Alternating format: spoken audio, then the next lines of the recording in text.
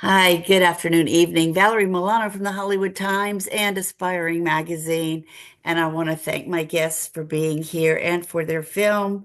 And I'm going to let them introduce themselves. Thank you so much for joining us. Hi, I'm Sofia Camargo, and I'm one of the directors of the short film We're Not Done Yet. I'm currently in San Francisco.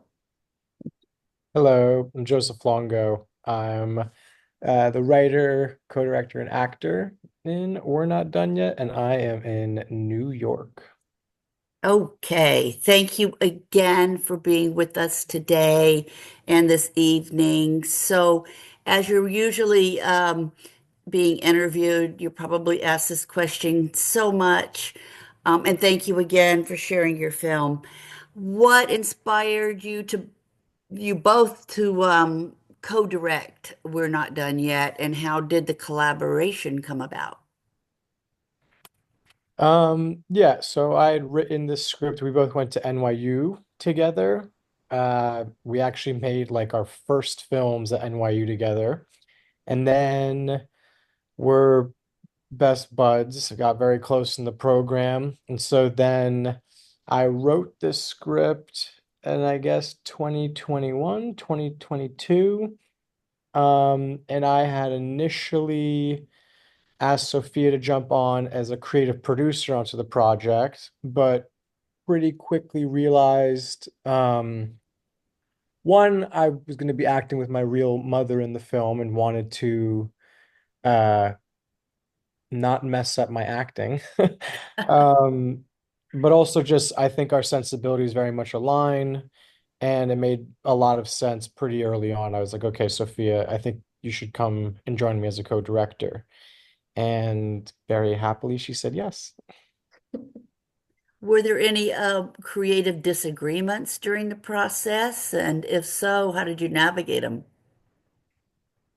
No, I think there weren't actually disagreements. I think it definitely is a process where you have to have a lot of conversations just to align both of your visions of the script and understand each other and the way you see the landscape where the story takes place and the characters. So I would say that more than disagreements, we were constantly having conversations about what we wanted to do with each scene and each interaction between characters.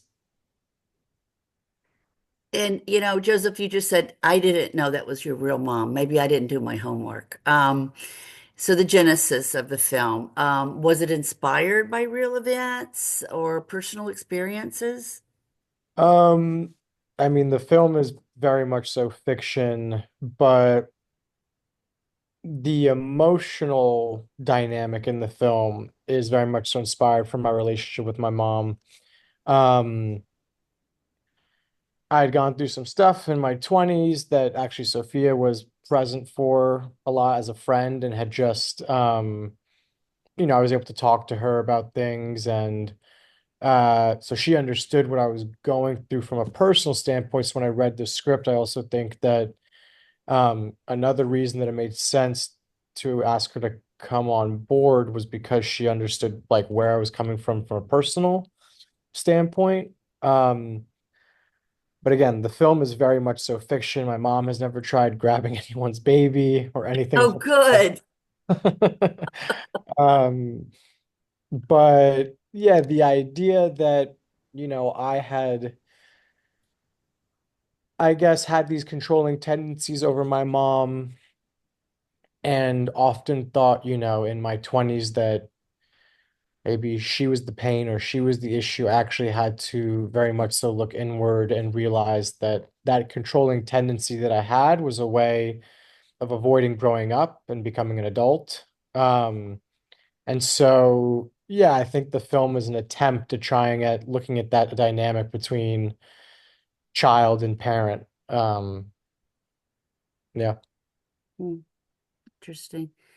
Because the title suggests resilience and like unfinished business. How does that theme manifest, like in the film, would you I say? think I think that the title comes from Joseph's attempt to portray something that is not resolved or something that will happen again. And like he was trying to talk about the way relationships between parents and children go. Like we have moments of transformation and understanding, and but that doesn't mean the fight they're not going to fight again, because I think that's part of the way we are with our parents, and we were trying to honor in a way the way those relationships go and the way we can be both at peace and then fighting with our parents, and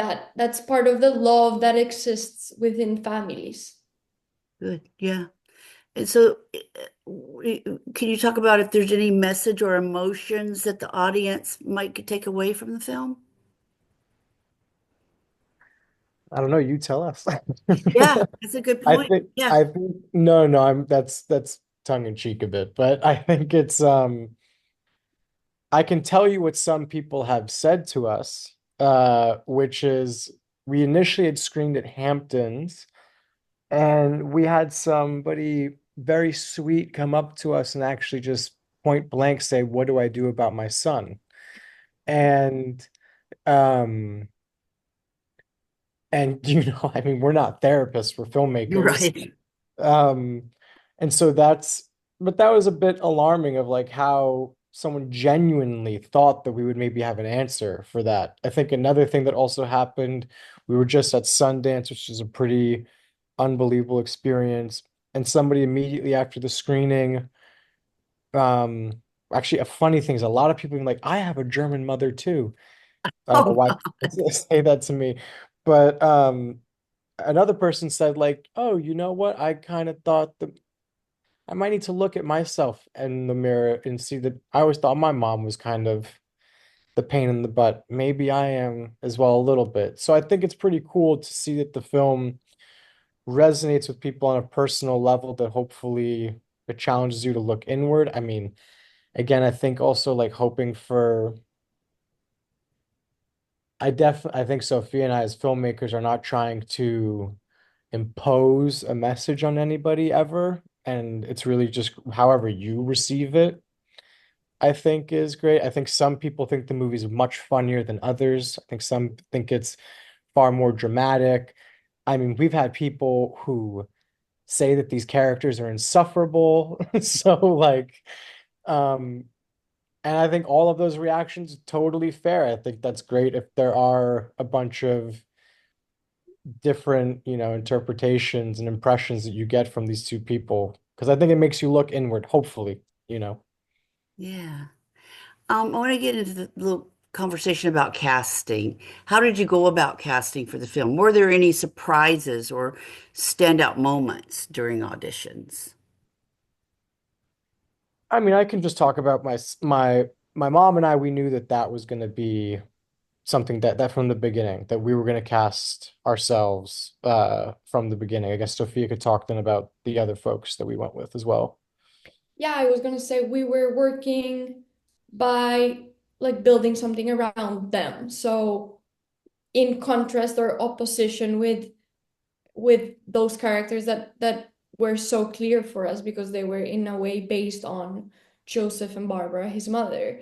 So I think, I mean, we ended up working with people who are close to us in some way. And I think that was a surprise because we did a couple auditions and we weren't convinced. And then Lauren, who plays one of the neighbors, was our associate producer's partner. And we saw her tape and we were like, she's amazing, she's perfect. And she arrived through friends, and the same with Doron. He's an actor who went to NYU as well, and he used to babysit cat sit Barbara's cat. So Barbara and Joseph knew him, and we were like, let's just try it with Doron and see how it goes. And we also really loved what he did with the character. So yeah, I think that's how it went. With Danny, I don't remember, Joseph, you probably remember we wanted another actor that was not available, and then his wife suggested Danny, and we liked Danny right away, right? Yeah, it pretty much was that. Yeah, it was again a recommendation from a theater director that her husband was somebody that we wanted. He wasn't available. And so then my mom asked her, this woman being like, do you have any recommendations? And she was like, oh, Danny Master George would be fantastic. And so then, and actually, then again, our associate producer knew Danny through Juilliard. And Oh, so it's like, oh, okay, like there are these connections here. This is another person that fits kind of like the familial thing that we're doing. Everybody on the crew were very close friends. So yeah, like it was a very close-knit cast and crew, which was a wonderful experience. were the actors encouraged to improvise, or was the script followed closely? Um, I think if there was ever improvisation, it was between my mom and I. Um, but that was because we knew the script so well. Yeah, I bet. Uh, for the most part, I think that the script is pretty to the T follow. I mean, obviously, when you start editing things, you're not right, especially with how much overlapping dialogue can happen in the fight with the baby and Sure. you know, um, but for the most part, I think it was stuck to. I can't really think of any specific moments that were There was improvised a on little set. bit of improv when we were shooting the scene between your mom and the neighbor and Lauren, and Right, yeah. the end of that had a little bit like they kept coming up with like new lines. But that was the only bit. I think most of the movies what the script was. Yeah, I know. I know you guys are probably chomping at the bit a little bit to talk about Sundance, and I am too. And so, how did that Sundance selection process unfold for you? What was your reaction when you got in, and how does it feel? And have you had any memorable audience reactions or conversations since Sundance? Well, I think we thought it was a prank at first. Um, yeah, I mean, there is this very silly story how I got the call, which was that I thought it was my laundry service that was coming by. My laundry machine had broken, and I was coming back from the gym on a Sunday night. I had a service coming by between 8:30 and 10. I get a call at 9 o'clock, and I'm like around the corner from my place, and I'm like, do not leave. Whatever you do, do not leave. I'm around the corner. I'm running to you right now. And Mike Plant was the wonderful senior programmer who programmed our film and called, and he was like, no, this is not your laundry service. I think we have a little bit better news. This is Sundance calling. We'd love to screen your film." And then immediately I text Sophia, or I think I called her. She didn't pick up, and then I text her saying, "Pick up right now." Um, and that was the first initial moment. Yeah. Wonderful.